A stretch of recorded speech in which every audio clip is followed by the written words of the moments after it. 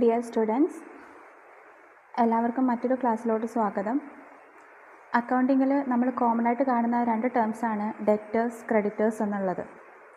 അതിൻ്റെ എക്സ്പ്ലനേഷനാണ് ഇന്നത്തെ ക്ലാസ്സിൽ ഉൾക്കൊള്ളിച്ചിട്ടുള്ളത്. ഇവിടെ ഈ ഒരു വ്യക്തി ഈ ഒരു സ്ഥാപനത്തിൽ നിന്ന് കുറച്ച് സാധനങ്ങൾ വാങ്ങുകയാണ്. സാധനങ്ങൾ വാങ്ങുന്നത് കടത്തിലാണ്. ഈ ഡെറ്റേഴ്സോ ക്രെഡിറ്റേഴ്സെന്നോ പറയുന്ന ടേം അവിടെ ഉണ്ടാവണമെങ്കിൽ ഒന്നെങ്കിൽ ക്രെഡിറ്റ് പർച്ചേസ് അല്ലെങ്കിൽ ക്രെഡിറ്റ് സെയിൽസ് നടന്നിട്ടുണ്ടാവണം. സാധനങ്ങൾ വാങ്ങുകയോ വിൽക്കുകയോ ചെയ്യുന്നത് കടത്തിനാണെങ്കിലാണ് അവിടെ ഡെറ്റേഴ്സ് അല്ലെങ്കിൽ ക്രെഡിറ്റേഴ്സ് എന്ന് പറയുന്ന ടേംസ് ഉണ്ടാവുക. ഇപ്പം ഇവിടെ ഈ വ്യക്തി ഈ ഷോപ്പിൽ നിന്ന് സാധനങ്ങൾ കടത്തിന് വാങ്ങുകയാണ്. അപ്പോൾ കടത്തിനാണ് വാങ്ങുന്നത്, പിന്നീട് ഒരു ഡേറ്റിൽ പൈസ തന്നോളാന്നാണ് പറയുന്നത്. അങ്ങനെ വരുന്ന സമയത്ത് ഈ കടക്കാരൻ അല്ലെങ്കിൽ ഈ കട എന്ന് പറയുന്നത് ഈ വ്യക്തിക്ക് ക്രെഡിറ്റർ. അപ്പം പിന്നീട് ഒരിക്കൽ പൈസ തന്നോളാന്ന് പറഞ്ഞ് ഇത് വാങ്ങുന്നത് കൊണ്ട് ഈ ക്രെഡിറ്റർ എന്ന് പറയുന്നത് ഇയാൾക്ക് എന്താണ്? ബാധ്യതയാണ്, ലയബിലിറ്റിയാണ്. അപ്പോൾ ഇത്രയേ ഉള്ളൂ ക്രെഡിറ്റേഴ്സ് എന്ന് പറയുന്നത്. അതായത് ഒരു വ്യക്തി അല്ലെങ്കിൽ ഒരു സ്ഥാപനം ഏത് സ്ഥാപനത്തിനോടാണോ കടപ്പെട്ടിരിക്കുന്നത് അതിനെയാണ് ക്രെഡിറ്റേഴ്സ് എന്നതുകൊണ്ട് ഉദ്ദേശിക്കുന്നത്.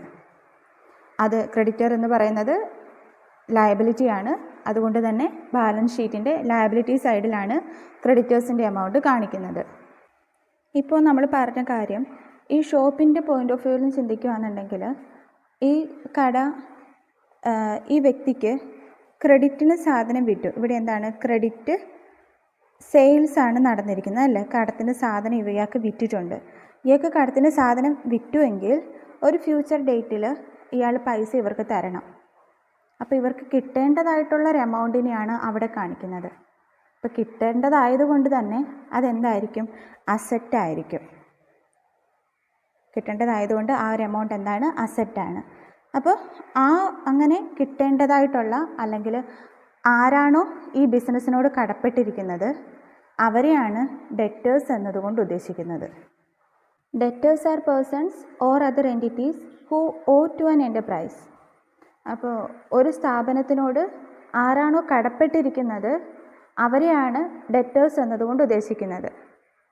ആരാണോ കടപ്പെട്ടിരിക്കുന്നത് അവരെയാണ് ഡെറ്റേഴ്സ് എന്നതുകൊണ്ട് ഉദ്ദേശിക്കുന്നത്.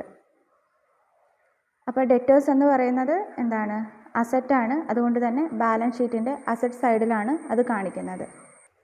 Creditors are persons or other entities who have to be paid by an enterprise an amount for providing the enterprise goods and services on credit. അപ്പോൾ കടത്തിന് സാധനം ലഭ്യമായതുകൊണ്ട് ഒരു വ്യക്തി അല്ലെങ്കിൽ ഒരു സ്ഥാപനം ആർക്കാണോ പൈസ കൊടുക്കാനുള്ളത് അവരെയാണ് ക്രെഡിറ്റേഴ്സ് എന്നതുകൊണ്ട് ഉദ്ദേശിക്കുന്നത്. ക്രെഡിറ്റേഴ്സ് എന്ന് പറയുന്നത് ലയബിലിറ്റിയാണ്, ബാധ്യതയാണ്. അതുകൊണ്ട് ബാലൻസ് ഷീറ്റിൻ്റെ ലയബിലിറ്റി സൈഡിലാണ് ആ ഒരു എമൗണ്ട് കാണിക്കുക.